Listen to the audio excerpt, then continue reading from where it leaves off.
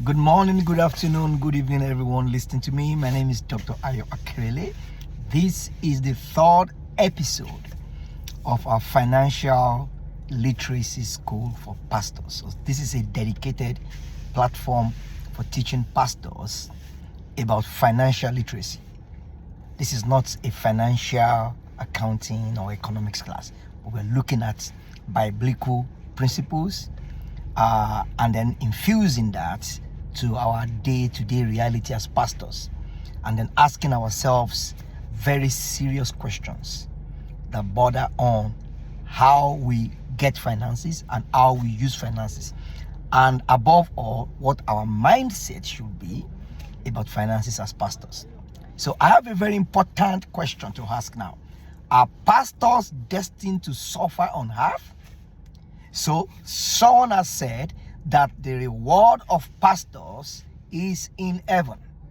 They are destined to suffer on earth. A pastor must not have resources or finances to solve this problem. Pastors' children must suffer. They must not go to school. Pastor must not be able to pay his house rent. He must be kicked out of his house by the landlord because he has to suffer shame. The more shame a pastor suffers on earth, the bigger the reward in heaven. A pastor must not eat good food.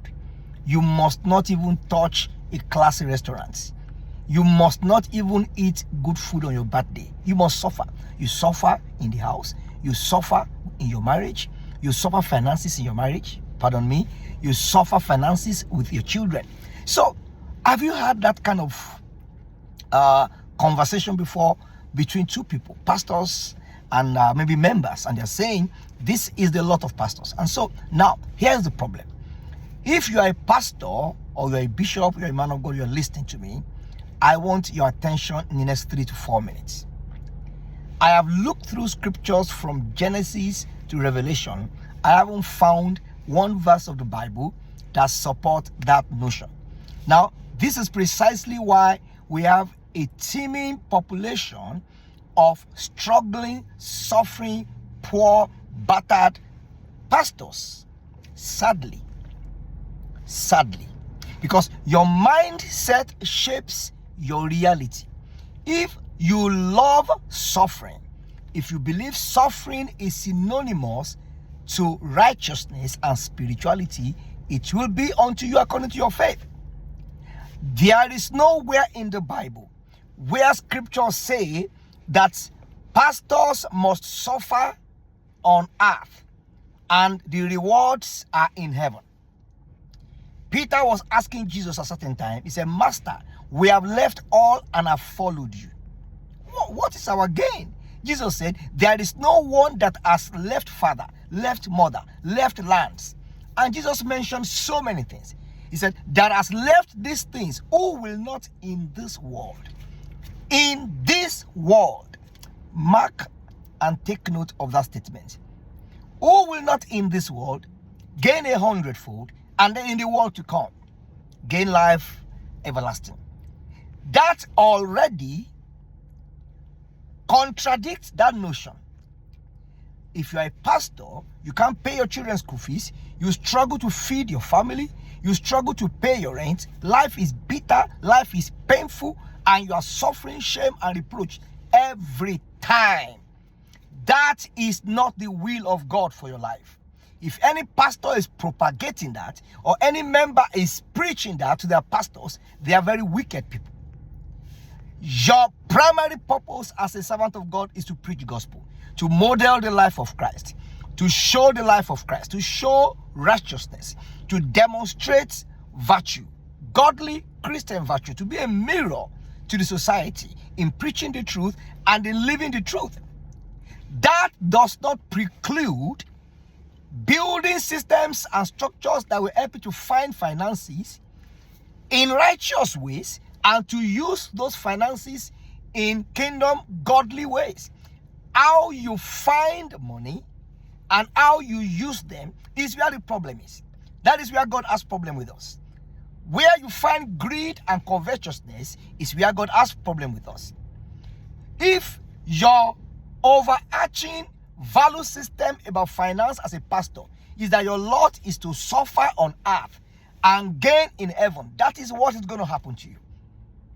A servant of God should not die in shame because he is unable to pay his children's school fees. Gone are the days when a lot of the Orthodox churches used to be examples for Pentecostals. Today, we are switching the order. Pentecostals are actually the examples many churches are looking at because of the dominant financial status of many Pentecostal churches. Because in those days, Catholic, Baptist, Anglican, they put pastors on salary. They put them in pastorium. They pay their rents. They pay their children's school fees. They still do it now in many places around the world, so that the pastor can concentrate on the ministry of the word, like the apostle said, and he will not be serving tables. It is not the will of God for you to cry to pay your children's school fees. It is not righteousness to be chased out of your house by your landlord. It is not a mark of a bigger, greater reward for you not to be able to eat and be a man that can feed his family. Take that mindset out of your mind. Take that virus. Suffering in ministry is not a symbol of spirituality. That somebody is in Dallas doing ministry doesn't make him a sinner. Because somebody is in a village in Africa who is doing the same ministry is righteous. So you don't look at somebody who is in a village as more righteous than the person in San Francisco. It has nothing to do with location. It has everything to do with the state of your heart and how you walk with God, your level of obedience. Finance is critical to ministry, critical to life. If you hate it, you can't attract it. What you attack, you won't attract. What you attack, you won't attract. God bless you. God bless you. See you again in our next episode of Pastor's Financial Literacy School. My name is Dr. Ayo Akerele. Please share this video, like this video, give me your comment. Let me hear from you what you think is your opinion about what I've just shared. Ask your questions and I'll be glad to reply you back. God bless you. See you again very soon. God bless you.